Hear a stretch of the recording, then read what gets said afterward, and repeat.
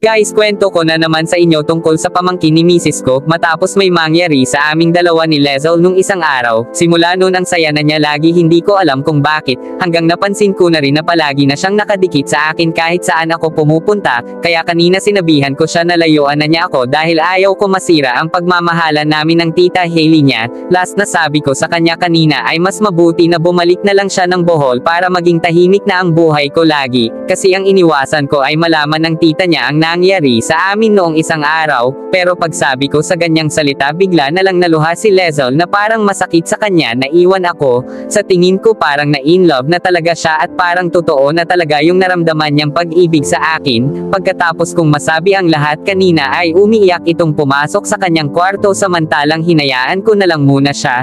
Siguro mga 2 oras yung nakalipas, kinakatok ko yung pinto ng kwarto niya para kumustahin siya sa loob, hanggang binuksan naman niya agad ito at pinatuloy ako sa loob ng kwarto niya. Tapos pagkaupo ko sa kanyang bed, may pakiusap siya sa akin na nakadesisyon siya na hindi na siya babalik ng Bohol at mas pinili niya na sa lugar namin siya mag-aaral ng college. Wala akong magawa sa pahayag niya kanina, kaya tanging ginawa ko na lang ay suportahan siya sa desisyon niya, pero tanging pakiusap ko na lang sa kanya kanina ay hindi siya magpapahalata tungkol sa amin at layuan na niya ako para maging maayos lagi ang relasyon namin ng tita Hailey niya. Samantalang sinabi rin kanina ni Lezel na gusto niya sana ako, kaso ang tita Hailey na niya ang nagmay-ari sa akin, pero hindi ko alam kung bakit nagkagusto pa rin siya sa akin na may anak naman kami ng tita Hailey niya. Siguro ako ang unang lalaki ang nakapasok sa buhay ni Lezel, dahil nung may nangyari sa amin nung isang araw ay nakita at napatunayan ko na ako talaga ang nakakuha sa kanya. Samantalang pagkatapos namin mag-usap ni Lezel ay saktong bigla na lang pumasok si pinsan galing sa labas. Dahilan kaya pumasok si pinsan sa kwarto ni Lezel ay para magpa-aircon ito,